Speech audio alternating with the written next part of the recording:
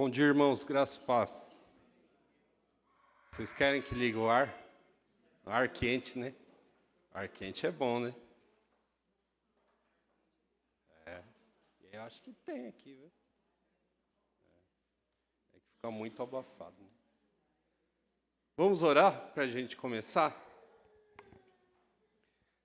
Senhor Deus e Pai, louvado seja o seu santo e bendito nome. Senhor, te somos gratos por mais uma manhã, Deus, que podemos te dar honras e glórias, aprender da sua palavra e que o Senhor transforme nosso coração e mente, ó Pai. Pai, o Senhor sabe, ó Deus, o assunto que é tratado, o Senhor sabe que não é fácil compreender muitas vezes a sua palavra, mas, ó Deus, nós te pedimos, ó Deus, que o seu Espírito Santo trabalhe no nosso coração e mente, que o Senhor nos dê entendimento, dê um coração e mente receptível e que a sua palavra, além de falar aos nossos corações, continue guardada para não pecar contra ti. Ensina-nos, ó Pai Santo, a te adorar, Pai Santo, a temer ao Senhor e andar nos teus caminhos. É o que eu te peço, no nome de Jesus. Amém, Senhor.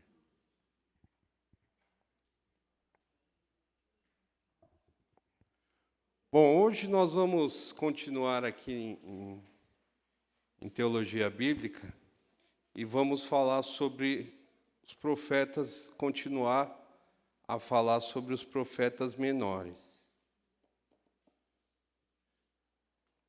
Porém, nós vamos falar dos profetas menores do período pós-exílio. Então, o que é o período pós-exílio? Mas antes da gente entrar nesse contexto, eu queria que vocês entendessem o seguinte: a Bíblia ela vem relatando uma progressividade na palavra dela. Essa progressividade ela vai relatando os fatos e como Deus age naquele determinado momento. Então a gente vê que o Senhor falava por ele existia a chamada teofania, que ele vem trazendo e ele mesmo vai se apresentando de alguma forma. Depois ele começa a falar por quem? Pelos profetas, certo? Que é o que nós estamos nessa fase de entendimento da palavra. Daí depois vai falar pelo Filho e, logicamente, Cristo vai deixar o Espírito Santo, né, vai deixar mais reforçado na nossa mente através da própria palavra de Deus, que é o cânon que vai se fechar, e aí a pregação ela é falada justamente pelo próprio Deus, pela história do próprio Deus, que a gente conhece de Gênesis a Apocalipse. Por que eu estou falando isso também? Porque quando a gente trata de profetas, nós vamos ver que a igreja presbiteriana, principalmente, e as reformadas, não é que a gente não acredita que não existe mais o dom de profecia, não é isso. Só que a gente acredita que a profecia ela é falada mediante o quê? Mediante a palavra escrita de Deus, ok? Essa palavra escrita é o que o Senhor narrou, o que o Senhor falou, ela é transmitida de forma profética. Não profética de falar, veja que a gente não vai encontrar ninguém falando, a irmã amanhã vai ganhar um carro, um apartamento, já pensou? Já pensou que profecia legal?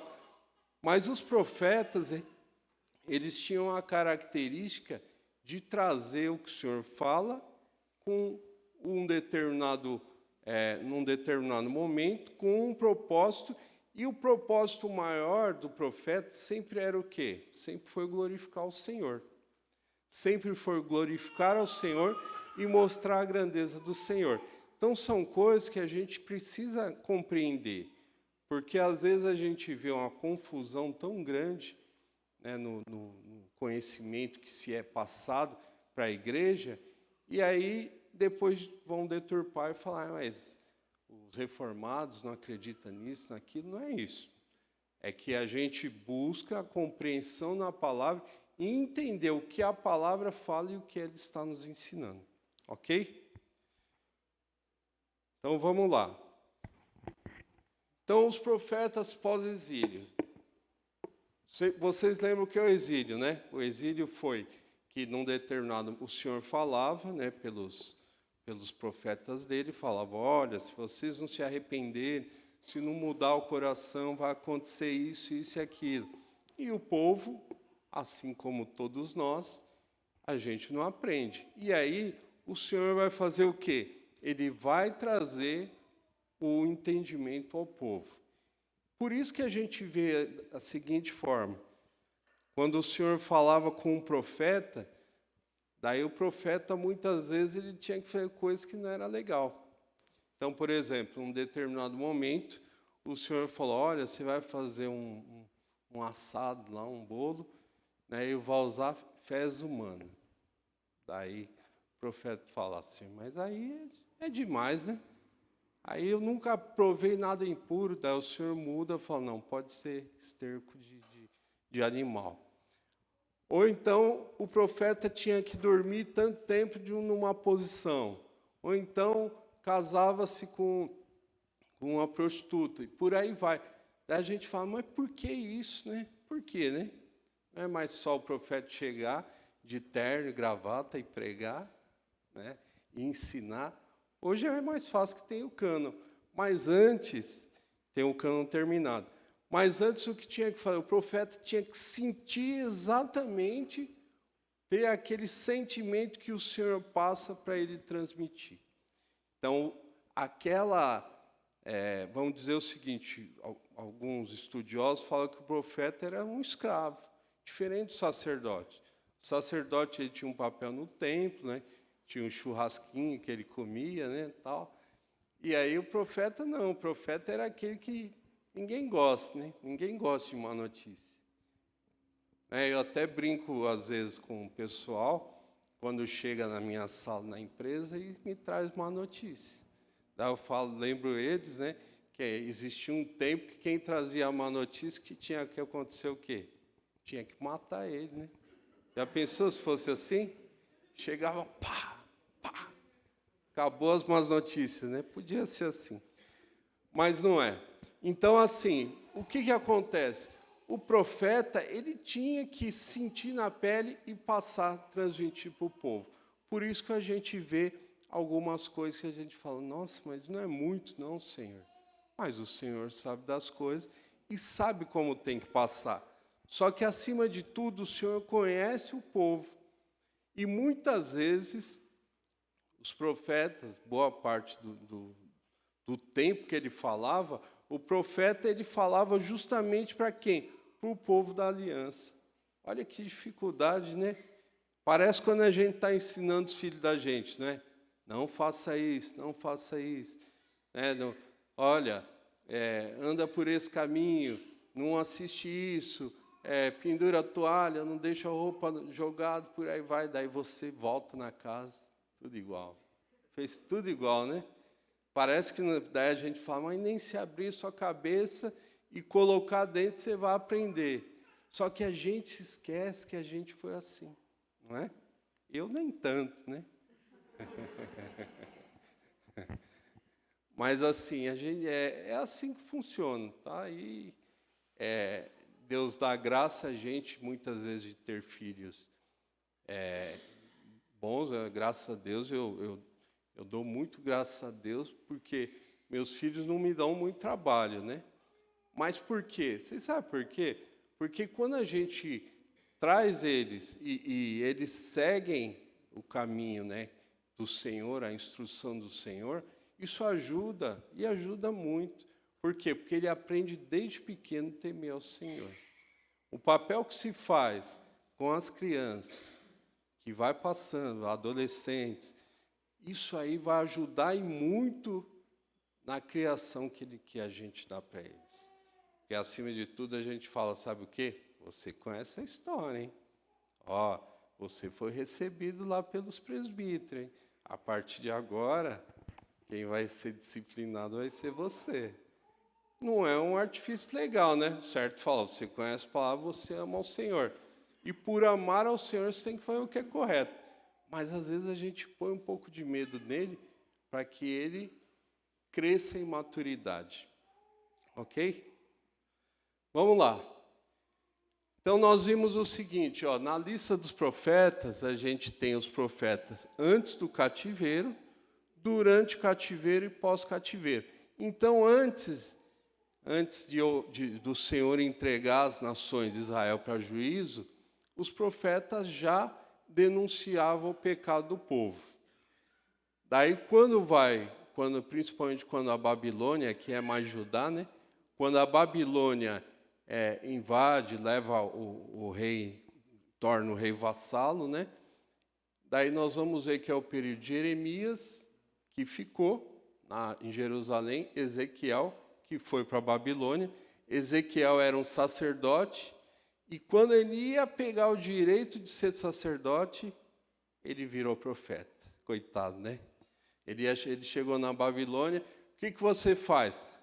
Eu conheço de louvar o Senhor através de purificação, de queimar isso, de ter esse ritual. Daí ele fala, mas na Babilônia não tem nada disso, então você vira escravo, né? Mais ou menos assim. E aí, quando ele foi, que era para ele ser convocado, né, como sacerdote, passou pela escola, uma espécie de uma escola de 5 anos, e aí quando ele ia receber lá, falar, agora você tem o certificado de sacerdote. Daí o Senhor fala, agora você vai ser profeta. E vai falar contra um povo que não vai te escutar, hein? E aí nós temos Daniel, que já estava no palácio. Jeremias profetizou que o povo passaria 70 anos no cativeiro, e pós-cativeiro, quando Ciro decreta, começa a entrar na história de Ageu, Zacarias e Malaquias. Nós tivemos os profetas, dentre os profetas menores, tivemos o Reino do Norte, Reino do Sul, que é Judá, e pós-cativeiro. Essas datas aqui são datas aproximadas, tá? Já não é a data tão real. Ok? Mas para a gente compreender em qual momento histórico que nós estamos. É muito difícil a gente entender a história dos profetas e, muitas vezes, o livro dos profetas, de todos eles. Por que é difícil? Primeiro, como é que eu vou interpretar alguma coisa que eu não estou enxergando? Então, assim, daí você vai... para interpretar o que o profeta está falando, primeiro que você tem que se atentar somente ao que o texto está querendo dizer. Então, às vezes, o texto vai falar, olha, eu vi isso, e tinha cavalos vermelhos, tinha cavalos pretos, cavalos brancos, cavalos baios. Daí tinha isso e isso.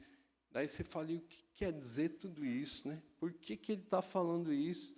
Né? Qual a intenção dele me mostrar isso, sendo que o profeta escreveu tanto do presente, escrevia para o futuro, falava sobre o passado, e escrevia também sobre um futuro, que é um futuro muito futuro, que nós estamos falando há mais de 2000 anos.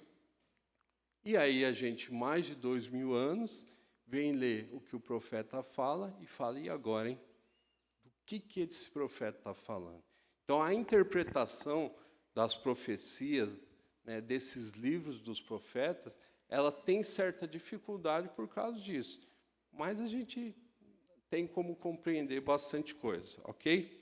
Mas desde que a gente se atente para o que o livro está querendo dizer. Então, o que ele não quer dizer, aí não cabe a nós. Por exemplo, se ele falou, ó, tem um cavalo assim, assim, daí você fala, mas não tinha cavalo, sei lá, malhado?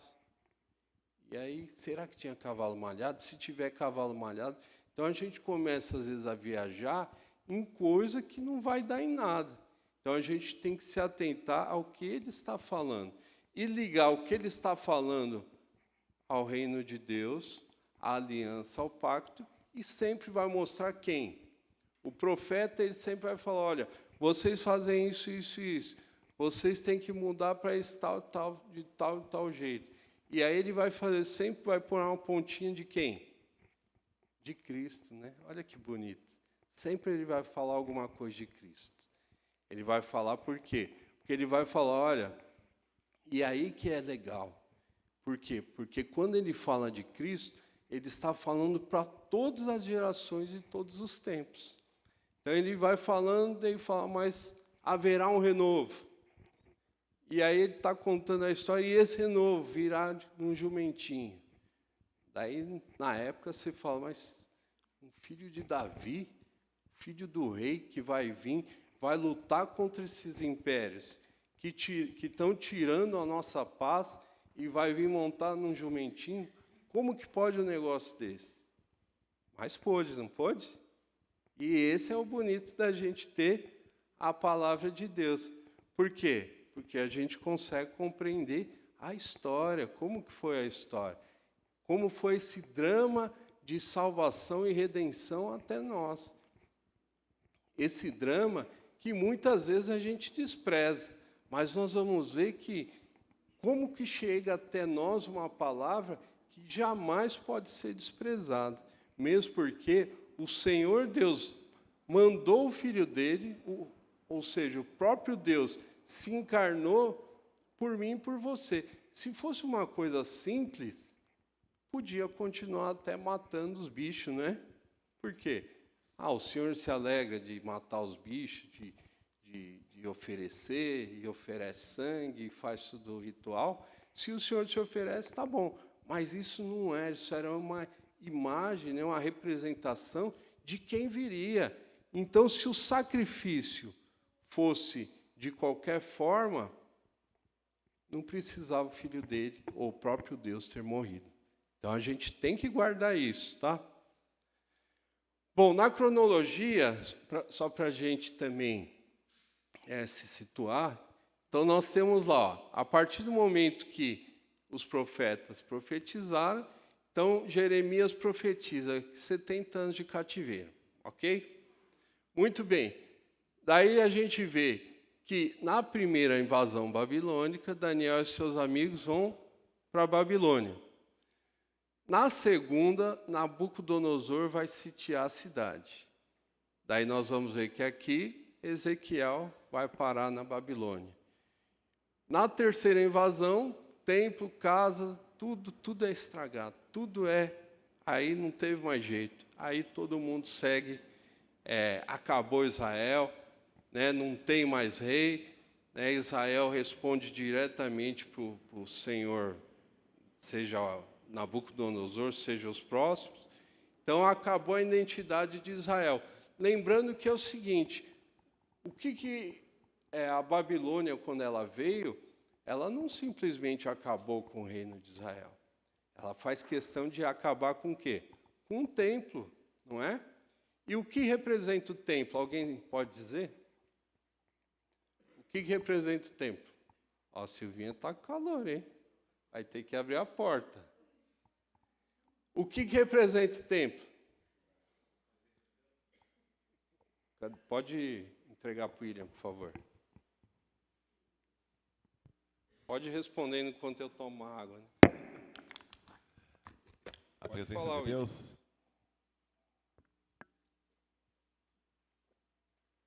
A presença? Isso. O que mais?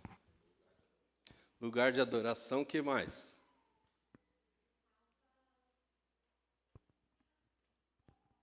É onde estava a maior legião política, né, de Israel. Então, os sumos sacerdotes, fariseus, todos eles se encontravam dentro do templo. Então, era uma reunião política também.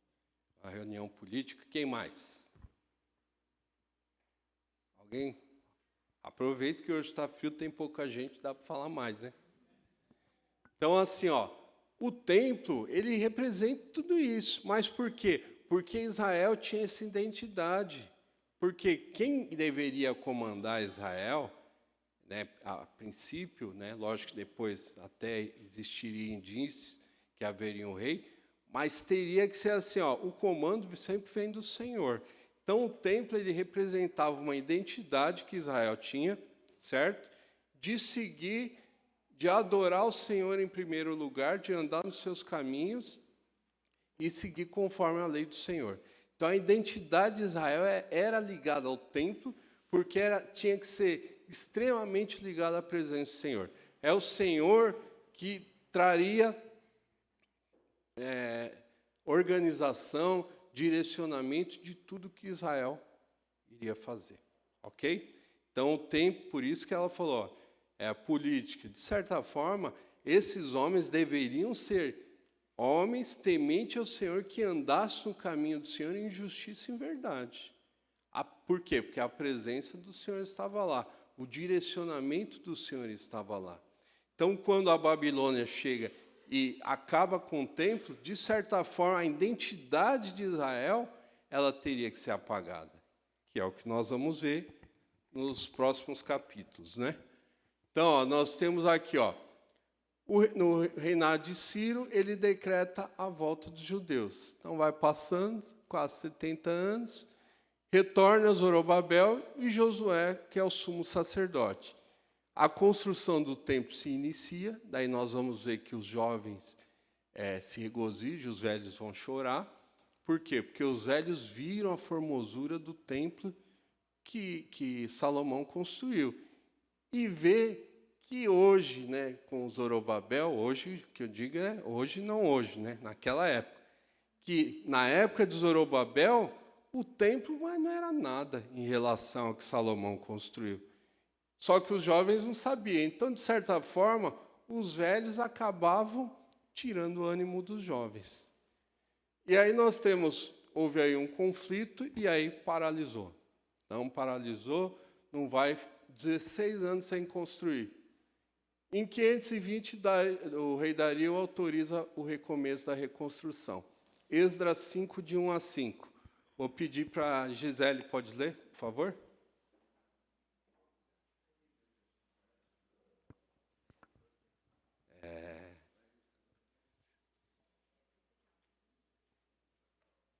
Vamos lá, Esdras 5, de 1 a 5.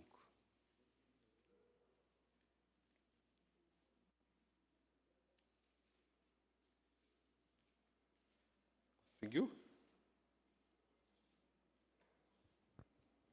No primeiro ano de Ciro, rei da Pérsia, para que se cumprisse a palavra do Senhor por boca de Jeremias.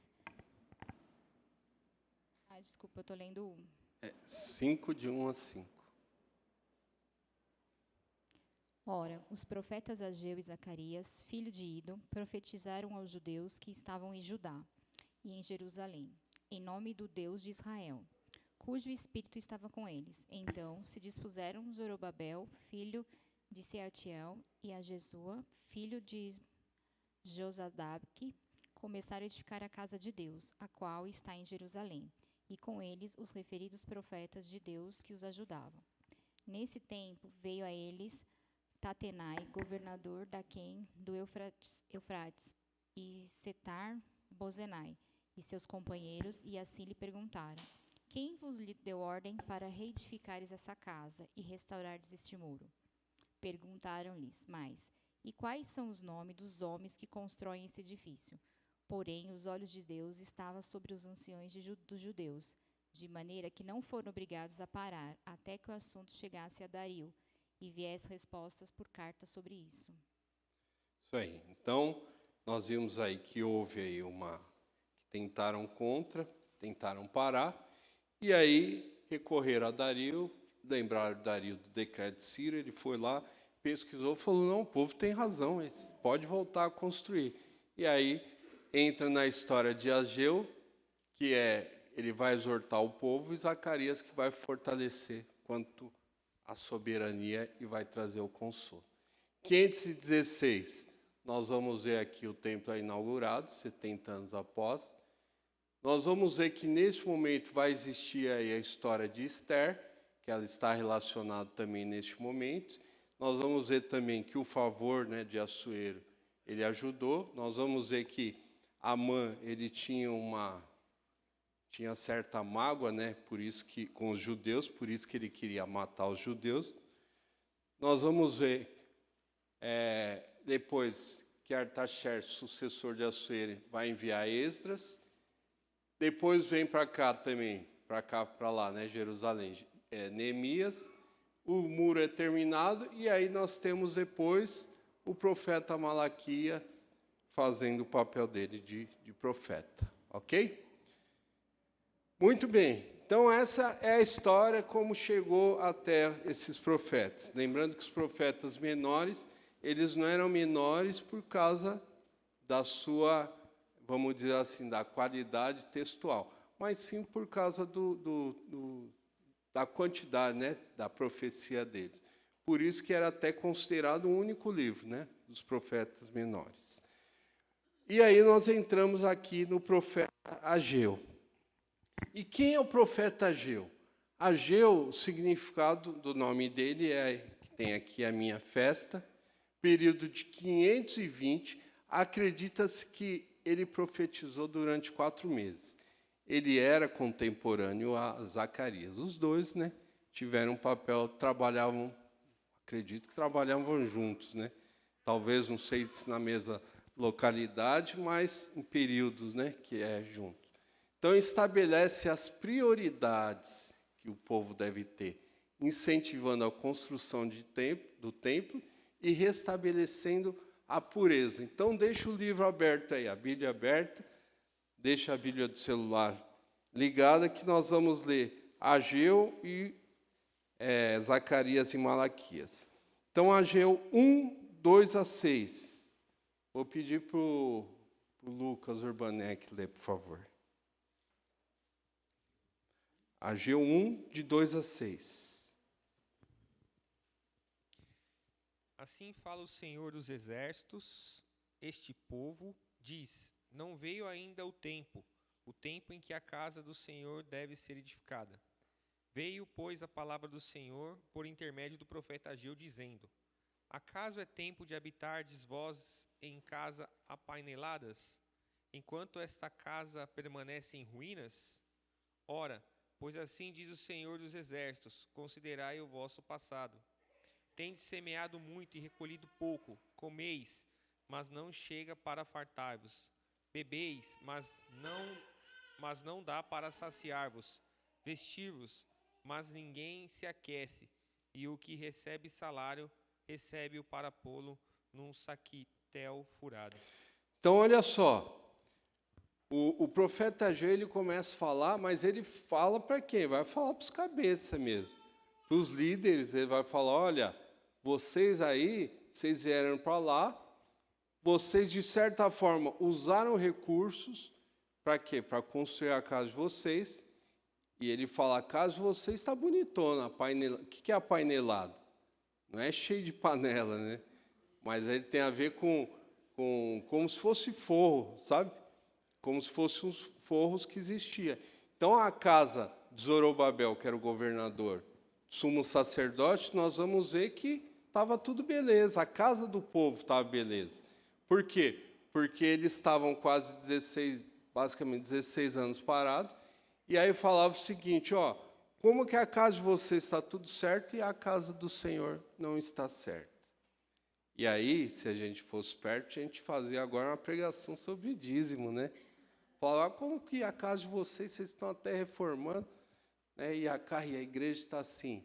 Precisa de ajudar a igreja, não é isso. O que o profeta estava apresentando? A prioridade que deveria ter. Ele estava falando, qual a prioridade da sua vida? Lembre-se que o templo estava ligado à identidade do povo. O templo significava a presença do Senhor. Então, esse significado ia falar, olha, é o Senhor em primeiro lugar na sua casa, no seu coração. Depois vem outras coisas. Não é isso que a gente aprende? Buscar primeiro o quê? E depois, vocês estão vendo como as coisas se amarram? Então, não tem a ver aqui que ele está falando, não, você não vai construir sua casa. Não, ele está falando, a prioridade da sua vida é buscar primeiro o reino de Deus. Ok? Ageu 1, 12 e 15. Vou pedir para a Aline. Vou fazer a irmã andar daqui para lá. Tá? Agora está lá, depois. Aí vai esquentar rapidinho, né? Pode ler, Aline, por favor. Então, Zorobabel, filho de Salatiel, e Josué, filho de Josadaque, o sumo sacerdote, e todo o resto do povo, atenderam à voz do Senhor seu Deus e às palavras do profeta Ageu, as quais o Senhor seu Deus o tinha mandado dizer. e o povo temeu diante do Senhor. Então, Ageu, o enviado do Senhor, falou ao povo segundo a mensagem do Senhor, dizendo: Eu sou convosco, diz o Senhor. O Senhor despertou o espírito de Zorobabel, filho de Salatiel, governador de Judá, e o espírito de Josué, filho de Josadaque, sumo sacerdote, e o espírito do restante de todo o povo. Eles vieram e se puseram ao trabalho na casa do Senhor dos Exércitos, seu Deus, ao 24º dia do 6º mês. Isso aí, então o profeta falou o seguinte: vocês podem fazer. E aí, veja como é bonito quando a palavra do Senhor fala ao nosso coração. Quando ela fala ao nosso coração e o povo entende, ele fala: nós estamos fazendo errado mesmo, nós temos que converter os nossos caminhos. Veja que a conversão, às vezes, ela é contínua, né? Não estou dizendo conversão para a salvação, mas a conversão dos maus caminhos, ela é contínua. O Senhor fala: vocês estão errados, vocês têm que se corrigir.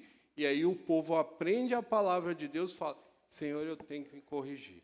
E começou aqui, tanto Zorobabel, governador, como Josué, sumo sacerdote, eles entenderam a palavra de Deus e falaram: tá certo, vamos fazer isso, conta com a gente, vamos começar e começar.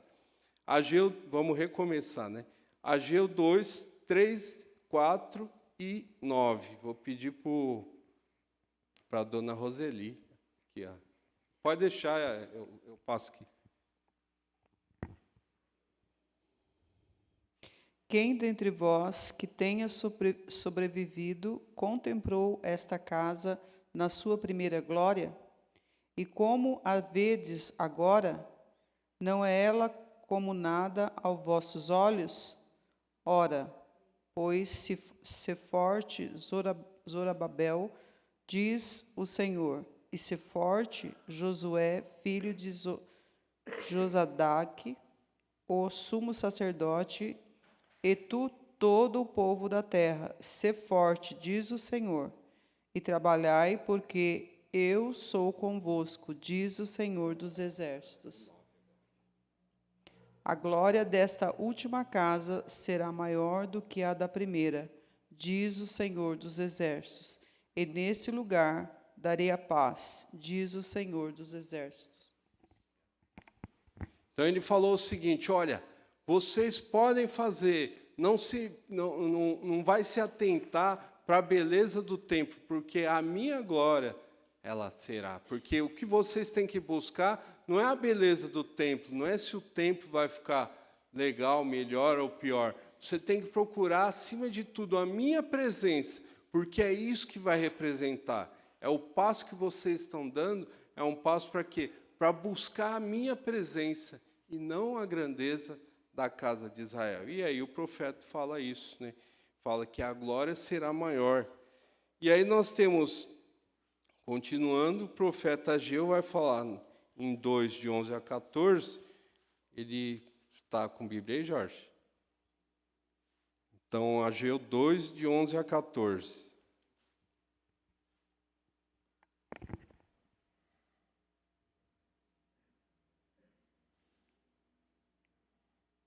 Assim diz o Senhor dos Exércitos: pergunta agora aos sacerdotes a respeito da lei. Se alguém leva carne santa na orla das suas vestes, e ela vier a tocar no pão, ou no cozinhado, ou no vinho, ou no azeite, ou em qualquer outro mantimento, ficará santificado? Responderam os sacerdotes: não. Então perguntou Ageu: se alguém que se tenha tornado impuro pelo contato com o corpo morto tocar em algumas destas coisas, ficará imunda? Responderam os sacerdotes: ficará imunda. Então prosseguiu Ageu: assim é este povo, e assim é esta nação perante mim, diz o Senhor. Assim é toda a obra de suas mãos, e o que lhe oferecerem, tudo é imundo. Então, o que o profeta estava falando? Ele, primeira coisa, ele falou da reconstrução, o povo entendeu, né, atenderam, né, ao que foi solicitado. O profeta falou: ó, não se preocupe com a casa, que o que o Senhor quer é vocês entendam a presença do Senhor, e de alguma forma que começaram a trabalhar de uma forma não muito legal. E o profeta falou: olha, vocês conhecem a lei, não conhece? Conheço. Se você fizer isso, tocar, vai ficar imundo? Vai ficar imundo. De certa forma, eu falo, então por que vocês estão fazendo isso? Vocês acham que, por acaso, o Senhor não sabe que a obra dele está sendo feita errada? Vocês não sabem que não existe pureza na obra que está sendo feita? Portanto, se não existe pureza no que está sendo feito, o que você está ofertando é o quê? É imundício, Senhor. E o Senhor não vai aceitar isso. Então, olha só o que o profeta está trabalhando.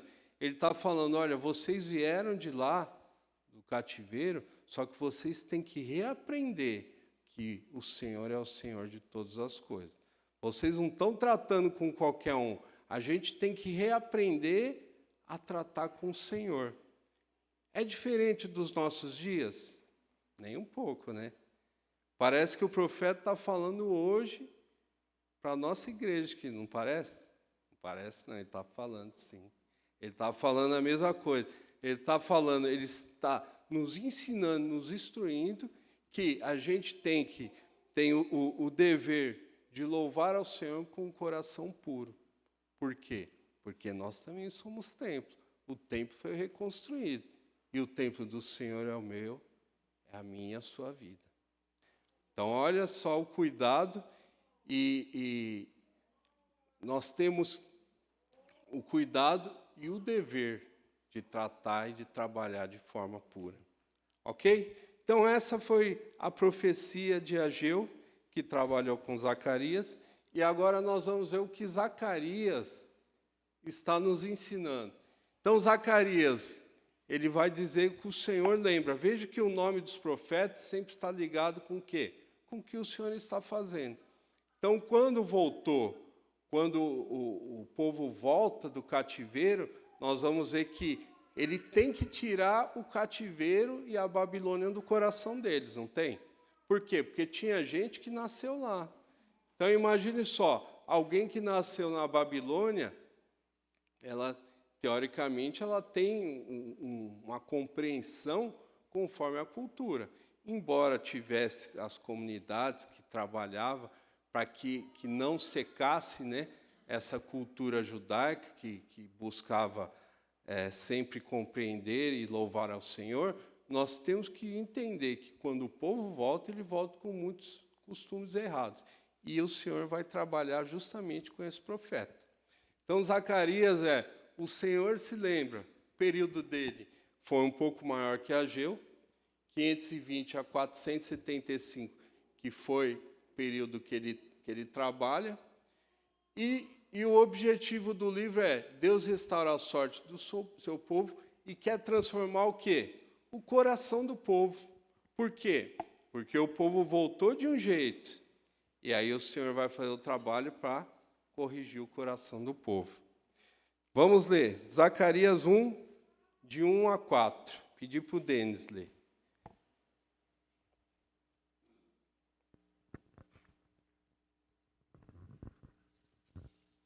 Exortação ao arrependimento. No 8º mês do 2º ano de Dário, veio a palavra do Senhor ao profeta Zacarias, filho de Baraquias, filho de Ido, dizendo: O Senhor se irou em extremo contra vossos pais. Portanto, diz-lhes: Assim diz o Senhor dos Exércitos: Tornai-vos para mim, diz o Senhor dos Exércitos. Eu me tornarei para vós outros, diz o Senhor dos Exércitos.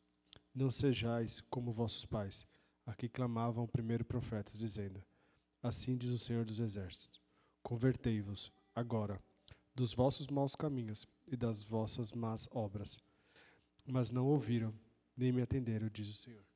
Isso aí. Então, olha só. Quando voltou, né, o povo, e aí o profeta fala: deixa eu falar uma coisinha para vocês. O negócio é o seguinte, ó. Vocês lembram por que aconteceu tudo isso? Lembramos. Vocês lembram que os pais de vocês fizeram? Também lembramos. Então, ó, vocês, se não converter o coração de vocês, a chapa vai esquentar. Em outras palavras, ele quis dizer exatamente isso. Fala: olha, existe a lei do Senhor que tem que ser cumprida. E se não se cumpre a lei, não existe o Senhor agindo no meio da impiedade, do pecado. o Senhor precisa purificar o povo e o povo andar com o Senhor. Ok? Então, em outras palavras, ele falou exatamente isso. E veja que ele fala ainda hoje. Ele está falando, olha, povo da primeira igreja, vocês lembram, sabe essa maldade que acontece aí fora, que não acontece dentro da igreja? Sabe o coração ruim que o povo tem lá fora, que não tem dentro da igreja? Se vocês não se converter, vocês estão sujeitos também a muitas coisas de errado que acontecem lá, acontecer dentro da casa de vocês. Se não houver purificação, o mal entra dentro da casa de vocês. E a Bíblia está falando todo momento isso. Ela fala, instrui, aprende, anda na presença do Senhor, antes que o mal venha na casa de vocês e no povo de vocês.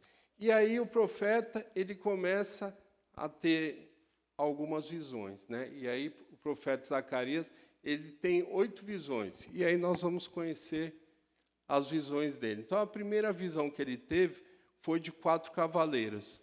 Zacarias 1, de 8 a 13. Eu vou pedir para o William ler. Pode abrir, que acho que todo mundo vai ler aqui. Todo mundo que gosta de ler. Tive de noite uma visão, e eis um homem montado num cavalo vermelho. Estava parado entre as morteiras que havia num vale profundo. Atrás dele se achavam cavalos vermelhos, baios e brancos. Então perguntei, meu senhor, quem são estes? Respondeu-me o anjo que falava comigo, eu te mostrarei quem são eles. Então respondeu o homem que estava entre as morteiras e disse, são os que o Senhor tem enviado para percorrerem a terra. Eles responderam ao anjo do Senhor, que estava entre as morteiras, e disseram, nós já percorremos a terra, e eis que toda a terra está agora repousada e tranquila. Então o anjo do Senhor respondeu, ó Senhor dos exércitos, até quando não terás compaixão de Jerusalém e das cidades de Judá, contra as quais está indignado faz já 70 anos? Respondeu o Senhor com palavras boas, palavras consoladoras ao anjo que falava comigo. Isso aí, então nós vimos o seguinte, que na visão dele ele viu lá um cavalo vermelho e os demais. Então a gente tem aí os estudiosos que vão tratar que já existia, nós temos aí o Senhor Jesus, né, que não era ele que estava narrando, mas existe a figura do Senhor Jesus e o exército que estava com ele. Então a gente vê visão de lugares profundos e depois a gente tem uma tradução que fala que é a visão de regiões celestiais. Então, isso é um dos pontos, né, que é difícil você compreender os profetas justamente por essas visões que se tem. Então, ele tinha uma visão de passado, presente, futuro. Ele tinha uma visão do Senhor. Muitas vezes eles têm visões que relacionadas, né, ao Apocalipse, né, visões apocalípticas. E aí nós vimos que, de uma forma, o próprio anjo, né, do Senhor, que é relatado como Cristo, ele responde, né, algumas coisas. Nós vamos ver que, além da visão dos lugares profundos, nós vamos ver que o Senhor vai narrar aí, acima de tudo, que a misericórdia ao povo da aliança e o juízo que existiria entre Israel e o povo que justamente oprimiu Israel. Então, veja só, que ao mesmo tempo que o Senhor falou, as outras nações vão fazer juízo, né, a Israel. Por quê? Porque o meu povo pecou. Ele vai falar assim, mas esse povo que fez juízo, muitas vezes pesou muito a mão, e agora é hora da justiça do Senhor atuar contra os outros povos. Ok? Então, nós temos aí uma consideração que é a realidade do mundo espiritual, e temos que considerar também a realidade da batalha que Cristo travou. E aí a batalha que Cristo trava e o alerta que nos deixa, principalmente em Efésios, que fala que a nossa luta não é contra carne e sangue, mas contra principados, dominadores. Nós temos que não dar aquela ênfase, né, que muitas vezes aparece, mas nós não podemos desprezar que existe um mundo espiritual e que muitas vezes a nossa atitude aqui de oração, de busca, de fortalecimento da igreja, ela afeta também esse mundo, né? E aí a gente tem que compreender essas verdades que tem, para quê? Para que a igreja sempre seja firme, né, e operante. Daí nós temos uma outra visão, que eu vou pedir para o Lucas abrir. Zacarias 1, de 19 a 21.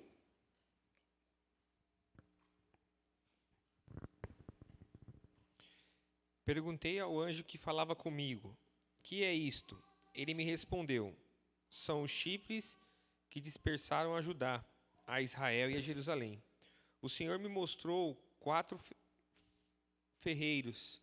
Então perguntei: quem vem fazer a estes? Ele respondeu: aqueles são os chifres que dispersaram a Judá, de maneira que ninguém pode levantar a cabeça.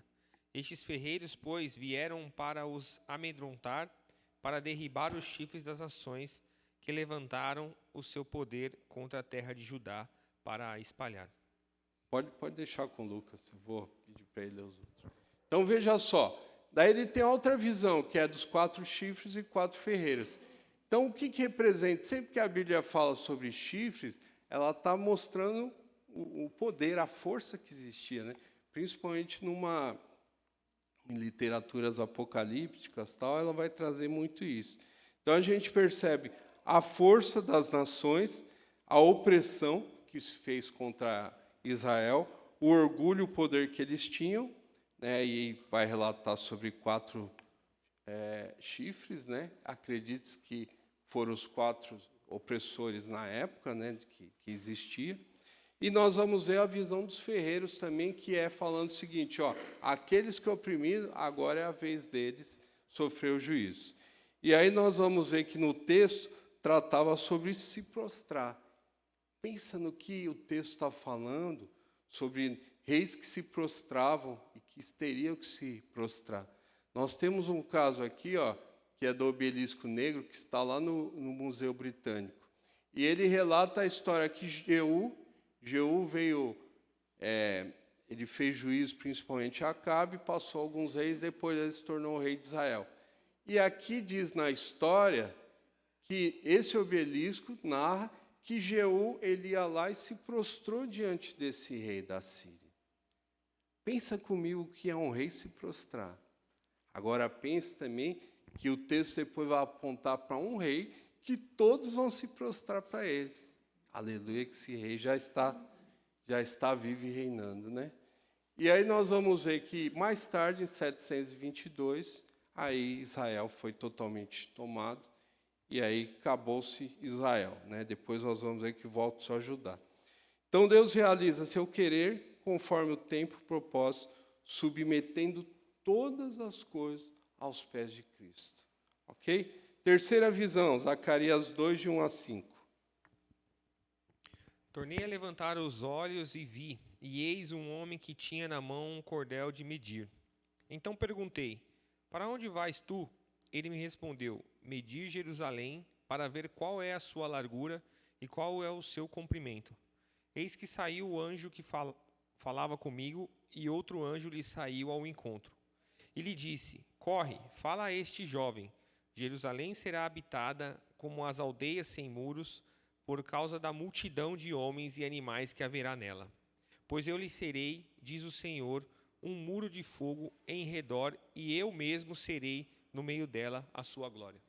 Isso aí. Então, nessa terceira visão, o Senhor está falando sobre a restauração, né? Sempre tem medida, né? Instrumento assim. Ele está falando, mais ou menos, vamos começar a obra. Como se começa? Medindo. Quanto que eu vou precisar, né? Me corrija se estiver errado, né? Quanto que eu vou usar de piso? Quanto eu vou erguer de parede? Existem as medições que vai calcular quanto vai ter de material. Então, quando a Bíblia traz, né, essa medição, ela fala: vai começar a obra, hein? Vai começar a obra. E o Senhor é o que vai restaurar, Ele vai suprir e Ele vai proteger. Quarta visão, sumo sacerdote Josué, Zacarias 3, de 1 a 9. Deus me mostrou o sumo sacerdote Josué, o qual estava diante do anjo do Senhor, e Satanás estava à mão direita dele para se lhe opor. Mas o Senhor disse a Satanás: O Senhor te repreende, ó Satanás. Sim, o Senhor que escolheu a Jerusalém te repreende. Não é este um tição tirado do fogo?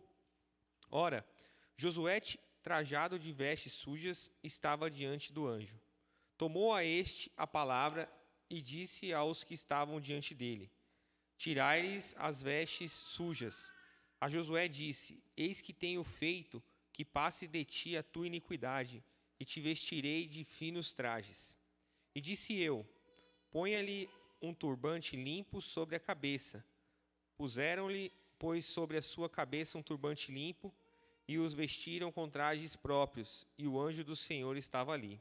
Prostrou a Josué e disse: Assim diz o Senhor dos Exércitos: se andares nos meus caminhos e observares os meus preceitos, também tu julgarás a minha casa e guardarás os meus átrios, e te darei livre acesso entre estes que aqui se encontram. Ouvi, pois, Josué, sumo sacerdote, tu e os teus companheiros que se assentam diante de ti, porque são homens de presságio, e eis que eu farei vir o meu servo, o renovo. Porque eis aqui a pedra que pus diante de Josué. Sobre esta pedra única estão 7 olhos, eis que eu lavrarei a sua escultura, diz o Senhor dos Exércitos, e tirarei a iniquidade desta terra num só dia. Isso aí, então a gente vê aqui que também ele está relatando uma visão, e a visão dele é para os dias presentes e para os dias futuros. Então a gente vê a mesma realidade espiritual, né, um pouco parecido com Jó. Daí Deus anuncia a limpeza e purificação do povo dele e faz um alerta quanto ao cuidado em relação ao pecado. Por quê? Porque tem um propósito maior. Tem um propósito do povo de Deus andar em purificação, né, dos seus pecados e em justiça. Por quê? Porque o povo, nós vamos ver aqui que tinha um aspecto de julgar, né, o templo, né, que vai estar relacionado, e esse propósito está ligado à justiça até que o Senhor Jesus venha, né? Então nós temos que somente o Senhor, quando ele vai falar do renovo, a gente vai perceber aí que somente o Senhor purifica e nos mantém limpo dos nossos pecados. Deus tem interesse em purificação e não em condenação. Então é muito importante que a gente entenda isso. Muitas pessoas falam, mas esse Deus é mau, esse Deus é perverso. No Novo Testamento ele se converte e fica bonzinho, mas no Velho ele quer acabar com tudo. O Senhor está ensinando a importância que tem da purificação. Tanto é que ele manda o seu filho, e o filho dele é aquele que vai fazer o trabalho maior. Quinta visão do candelabro, Zacarias 4, 2-6. E me perguntou: que vês? Respondi: óleo, e eis um candelabro todo de ouro e um vaso de azeite, em cima com as suas 7 lâmpadas e 7 tubos, um para cada uma das lâmpadas que estão em cima do candelabro. Junto a este, 2 oliveiras, uma à direita do vaso de azeite e outra à sua esquerda. Então perguntei ao anjo que falava comigo: meu senhor, que é isto? Respondeu-me o anjo que falava comigo: não sabes tu o que isto é? Respondi: não, meu senhor. Prosseguiu ele e me disse: esta é a lâmpada do Senhor a Zorobabel, não por força nem por poder, mas pelo meu espírito, diz o Senhor dos Exércitos. Isso aí. Então o Senhor fala o seguinte: ó, Zorobabel, não é do jeito que você aprendeu lá que vai ser feito que não. Quem guia, quem vai direcionar, vai ser o Espírito de Deus. Os méritos não é do homem, mas toda transformação e reconstrução é feita, é orientada, é guiada pelo próprio Espírito de Deus. Por isso que a gente busca a presença de Deus, porque em tudo que a gente faz também vai existir sempre a presença do Espírito de Deus. Zacarias 5, 2 e 3. Aí é outra visão do rolo voante, né? Perguntou-me o anjo: que vês? Eu respondi: vejo um rolo voante que tem 20 côvados de comprimento e 10 de largura. Então me disse: esta é a maldição que sai pela face de toda a terra, porque qualquer que furtar será expulso, segundo a maldição, e qualquer que jurar falsamente será expulso, também segundo a mesma. Então veja só que esse rolo não era um rolo pequenininho não, né? Que a gente põe aí essa projeção. É um rolo grande mesmo, que ele representa que o rolo vem do céu, a importância que tem nos dizeres daquele rolo, a observação que tinha que se fazer. E a gente percebe a abrangência que tem na lei do Senhor, né, em todas as coisas, e por isso que tem a necessidade do quê? Do povo se atentar para essa lei. Porque lembre-se que toda lei ela dá direitos e obrigações também, né? Então, se o povo andar errado, ele terá as consequências da lei do Senhor. Zacarias 5, de 5 a 11. Saiu o anjo que falava comigo e me disse: levanta agora os olhos e vê que é isto que sai. Eu perguntei: que é isto? Ele me respondeu: é um efa que sai. Disse ainda: isto é a iniquidade em toda a terra. Eis que foi levantada a tampa de chumbo e uma mulher estava sentada dentro do efa. Prosseguiu o anjo: isto é a iniquidade, e a lançou para o fundo do efa, sobre cuja boca pôs o peso de chumbo. Levantei os olhos e vi, e eis que saíram duas mulheres. Havia vento e suas asas, que eram como de cegonha, e levantaram o efa entre a terra e o céu. Então perguntei ao anjo que falava comigo: para onde levam elas o efa? Respondeu-me: para edificarem aquela mulher uma casa na terra de Sinear, e estando esta acabada, ela será posta ali em seu próprio lugar. Isso aí, então a gente vê aqui nessa visão, nós vamos ver que primeiro, um efa, ele media quase que 18 litros. Então uma mulher, pensa numa lata de 18 litros de tinta, você não coloca uma mulher lá, né? Só que o que a visão vai mostrando? Que essa mulher significava uma idolatria, e essa idolatria ela tentava ser de toda forma escondida por causa da tampa dele. E aí a gente vê que fala da visão de duas mulheres com asas de cegonha que levava para longe.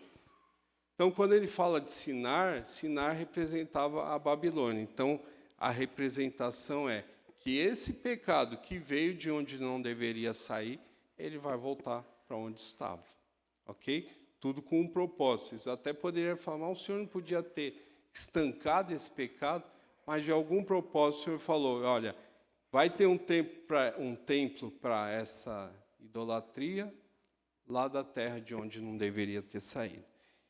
E aí a gente tem a visão dos 4 carros, eu não vou ler, mas ele vai falar sobre aspectos da habitação do Senhor e sobre a saída desses carros para quê? Para que se cumprisse principalmente os decretos e o juízo do Senhor. Ok? E aí nós vamos ver que o profeta Zacarias, ele ainda... Olha, eu nem tinha mexido aqui, vocês nem falaram nada, né? Vocês não estão prestando atenção, né?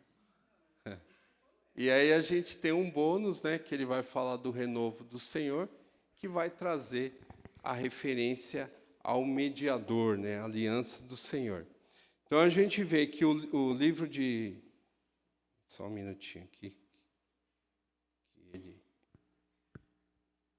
Então nós vamos ver aqui que Malaquias, ele tinha o papel de trazer à memória o que deveria ser feito, como o Senhor, Zacarias, como o Senhor iria purificar, e ele vai trazer que essa purificação ela teria que ser acompanhada tanto da presença do Espírito de Deus, como viria o renovo do Senhor, e vai fazer aí a referência ao Senhor Jesus Cristo. E aí a gente tem o último profeta, que é o profeta Malaquias. Malaquias significa pela mão do seu anjo ou mensageiro. O período dele, 458, 433. E aí Malaquias, tanto é que tem uma linha teológica que fala que não era um profeta, né? Mas era o anjo do Senhor anunciando. Mas Malaquias, ele foi, basicamente, depois que o povo volta, 100 anos depois, e aí, mais ou menos assim, ó, vamos conversar aí sobre esses 100 anos depois. Aí. que o povo voltou. Então o Senhor começa a denunciar, Deus anuncia aos judeus pós-exílios que sua fé e costumes esfriaram, tornando-se infiéis e corruptos. E olha que engraçado, né? O Senhor fala, vocês são corruptos, vocês são infiéis, né? Vocês são maus. Daí ele fala, olha, tá bom, então como é que o Senhor ama a gente? Olha tudo isso que acontece. E aí o Senhor faz a referência, né? Fala assim, olha, eu amo vocês sim. Ou por que você acha que eu amei Jacó e aborreci Esaú? E aí ele fala que o povo desprezou o Senhor. E o povo fala assim, e aí, no que a gente te desprezou, Senhor? É muito parecido com o que a gente fala hoje em dia, não é? A gente fala, não, Senhor, mas eu vou na sua casa todo domingo, eu canto no ministério de louvor, eu toco, eu sou diácono, não vou falar presbítero, senão vai achar que sou eu, né? Então, eu sou diácono, né? Eu trabalho lá e tal. E aí, no que a gente está falhando, Senhor? E aí o Senhor, ele abre a nossa mente, né? E olha que interessante, ó, Malaquias 2, 10 a 16. Esse eu vou pedir para o Lucas ler. Lê, por favor, Lucas. 10 a 16. Malaquias 2, 10 a 16. Não temos nós todos o mesmo Pai? Não nos criou o mesmo Deus? Por que seremos desleais uns para com os outros, profanando a aliança de nossos pais? Judá tem sido desleal, e abominação se tem cometido em Israel e em Jerusalém. Porque Judá profanou o santuário do Senhor, o qual ele ama, e se casou com a adoradora de seu Deus estranho. O Senhor eliminará das tendas de Jacó o homem que fizer tal, seja quem for, e o apresenta a ofertas ao Senhor dos Exércitos. Ainda fazeis isto? Cobris o altar do Senhor de lágrimas, de choro e de gemidos, de sorte que ele já não olhava para a oferta, nem a aceita com prazer da vossa mão? E perguntais, por quê? Porque o Senhor fazei testemunha da aliança entre ti e a mulher da tua mocidade, com a qual tu foste desleal, sendo ela a tua companheira e a mulher da tua aliança. Não fez o Senhor nem que havendo nele um pouco de espírito? E por que somente um? Ele buscava a descendência que prometera. Portanto, cuidai-vos de vós mesmos, e ninguém seja infiel para com a mulher da sua mocidade. Porque o Senhor, Deus de Israel, diz que odeia e repudia, e também aquele que cobre de violência as suas vestes. Diz o Senhor dos Exércitos, portanto, cuidai-vos de vós mesmos e não sejais infiéis. Sabe o que acontecia aqui? O povo de Deus estavam separando sem motivo nenhum. Não gostei da minha mulher, vou separar. Quero uma mais nova, né? Quero uma...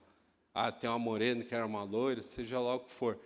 E aí, gente, isso acontecia até com o sacerdote. E aí o profeta está falando, olha, não se esqueça não que quando você jurou lá, perante Deus, o Senhor estava escutando, o Senhor é testemunho do que você fez. Você tem a aliança e você tem o dever de ser um servo do Senhor e cumprir o que o Senhor fala. Olha só, hein? O profeta falando e falando nos nossos dias, hein? Falando, olha, cuidado com o que você faz. Você repudiando, o repúdio é você lançando fora, você está pecando contra o Senhor. Então o profeta ele traz uma série de erros que o povo fala, eu não fiz isso não. Lembra, sabe os filhos da gente? Quando você chama eles, fala, quem que fez isso? Eu não fiz não. E você? Eu nem passei por aí. Eu também não fiz. Daí eu falo, esse negócio está errado. Eu não fiz.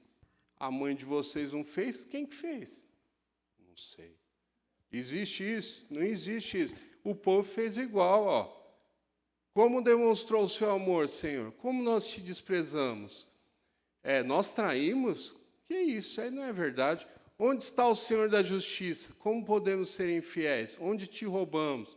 Lembra quando esse texto que tem até no envelope.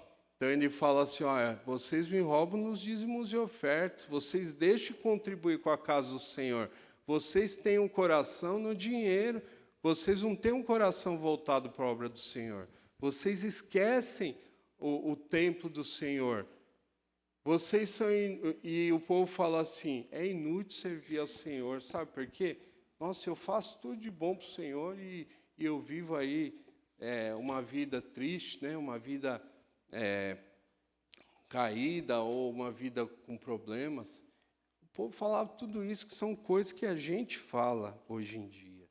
E tudo isso os profetas denunciavam. E profetas há mais de 2.000 anos atrás, 2.400 anos atrás, tudo que a gente passa, os profetas denunciaram. Olha que legal, ó. O retorno do cativeiro trata do quê? Da aliança de Deus com o seu povo. O que é o retorno do cativeiro? É o seguinte, ele fala, olha, o povo passou lá, só que o povo passou no cativeiro, por quê? Porque o povo foi infiel. Mas eu, pela minha fidelidade, fiz com que um grande governante falasse para o povo voltar. E aí o povo volta por quê? Porque eu sou fiel à minha aliança. E aí o Senhor ensina na reconstrução, restabelece princípios e preceitos para que a lei seja observada. A gente não canta? Crer e observar?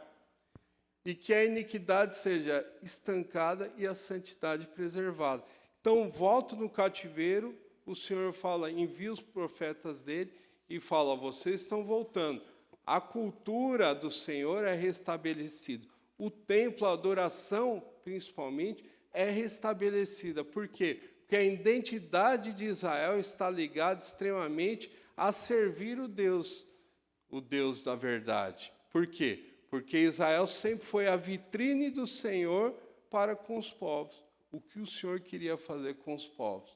Então, o Senhor, quando volta, ele fala, olha, só que a gente tem que arrumar isso, isso e isso.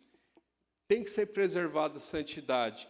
A linhagem tem que ser preservada, porque dessa linhagem também virá o Senhor dos Exércitos e cumprirá a profecia.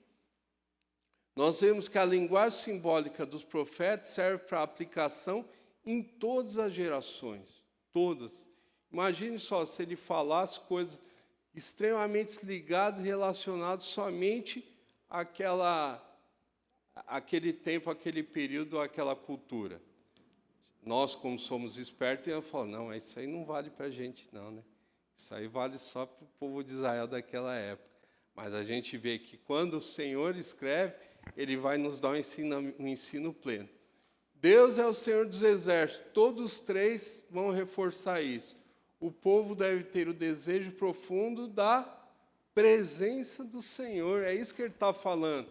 O Senhor não está falando assim, ó, eu quero o templo mais bonito que existe. Por quê? Porque tinha que ter mais de 600 quilos de ouro espalhado pelo templo. Não é isso que o Senhor fala. Ele quer os corações que atentem para a lei dele e que a gente tenha um desejo profundo pela presença do Senhor. Vou pedir para o Lucas ler aqui, João 2, 18 a 22. Perguntaram-lhe, pois, os judeus, que sinal nos mostra para fazeres estas coisas? Jesus lhe respondeu, destruí este santuário e em 3 dias o reconstruirei.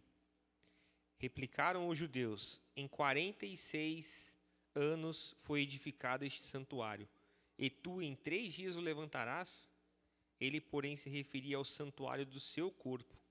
Quando, pois, Jesus ressuscitou dentre os mortos, lembraram-se os seus discípulos de que ele dissera isto e creram nas Escrituras e na palavra de Jesus. Isso aí, esse templo do texto é o templo de Herodes, tá?